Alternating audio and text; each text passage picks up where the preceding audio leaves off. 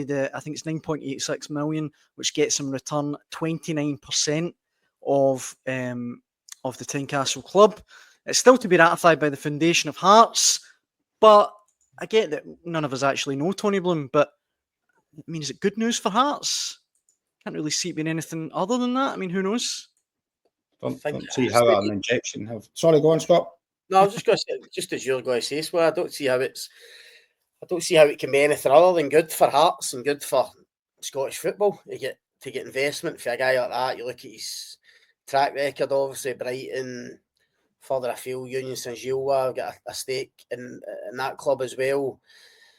Both of those clubs, their progress in the last few years since his involvement has been excellent. So if you're a Hearts fan or on the board, why would you not be open to that, welcome to it, excited about it? If you're a Hearts fan, I suppose the question is always, they've had a poor season this year, obviously, but the question will always be, can we get closer to the Old Firm? No, can we bridge that gap? Can we go up a level?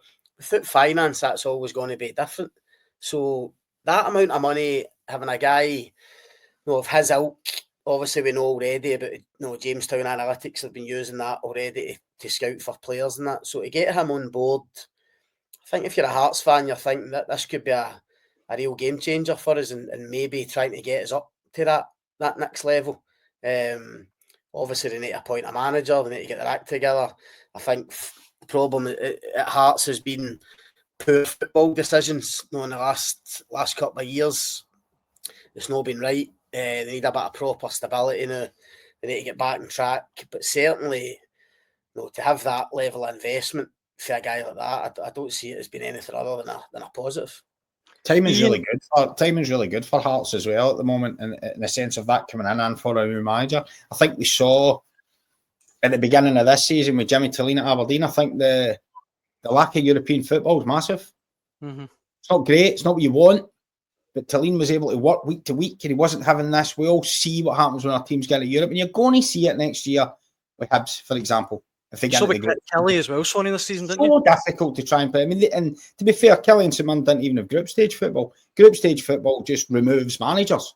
Yeah, I mean, it just does. I mean, Barry Robson, Aberdeen, Stephen Naismith, Robbie Nielsen was, they've all suffered because you're trying to. It's difficult for squads to deal with that. The size of squads you have in Scotland and the level of quality you have in the squad, you can't really change it around a lot, and they always suffer. I think Aberdeen benefited an awful lot from that at the start of this season with a new manager, that they were able to bed all that in, and it, of course, the wheels ironically fell off at the time European football would have been stopped at the time of the season. But you know what I'm getting at? It's a good time for a Hearts manager to come in with a bit of investment, and it goes the same as what we speak about when we speak about Rangers and Celtic. We always say Rangers and Celtic should never be more than 12 points apart, because even if they lose, if one team loses all the Old Firm games, they should just deal with the rest.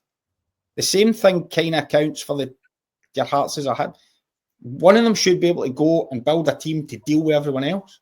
Yeah. And then you take your chances in the games against the two teams for Glasgow and get the odd result or two. There's no reason why you can't. You saw it with Aberdeen. They beat Rangers and they were up there. They got the point at Celtic Park and they were still level at the top of the league going into December. Now, they couldn't sustain it, but it just shows what can be done, because you play just about half your league games before you even get to January, or almost January. So, I mean, you can still be right up there at the halfway mark if you get it right. So, good timing for Hearts, good timing for a manager. I think if you're going in there, the only way is up and you've got a few quid at your back, now's the time to go and deliver. Trevor says in the comment section, Hearts will become a feeder club for Brighton like Rangers will be for Leeds. I don't know how many Hearts players Brighton would be taking, but anyway, Ian says, how big a say will Bloom have now in Hearts? Will he appoint the manager? I'd want a pretty big say in things for 10 million quid. You'd imagine, Scott, he will have a pretty big say now. He's, owns a third of the club almost. Got to say, nearly 30%. It's a big chunk of the club. And as I say, given his experience with managers, appointing managers as well. I mean, Neil Critchley hasn't worked out clearly, and I think a lot is. I think we spoke about it last week on here. A lot is kind of doubts about Neil Critchley, whether it was the right fit for Hearts. We don't really know whether it was the famed supercomputer that picked him or no. But listen, you look at Brighton, guys like De Zerbi, Hutzeler, now's doing a really good job. No, Tony Bloom knows what he's doing, so you'd certainly have an element of trust in him. Whether the final say on a manager, I don't know, but I would think he'll have a huge influence in that if he takes over 30% of the club, and he's obviously giving them access to the analytics. So I think he'll have a massive say in it, and why shouldn't he?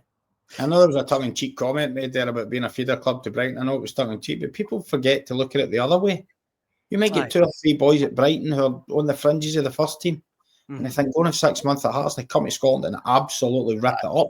Yeah, a massive difference. Yeah, I mean, who was the fella that was at Hibs last year? Because of the Bournemouth tie-up, Marcondes.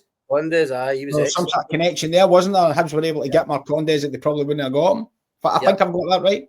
And for them, and I think it can work that if he can get 2 or 3 coming from there that they can really light it up, then what was the kid they had years ago, Lamptey? Aye. You get one of them that's hanging about the fringes at 17, 18 and needs a few games. He's an absolute wonder kid. Might get Matt O'Reilly and load for 6 months.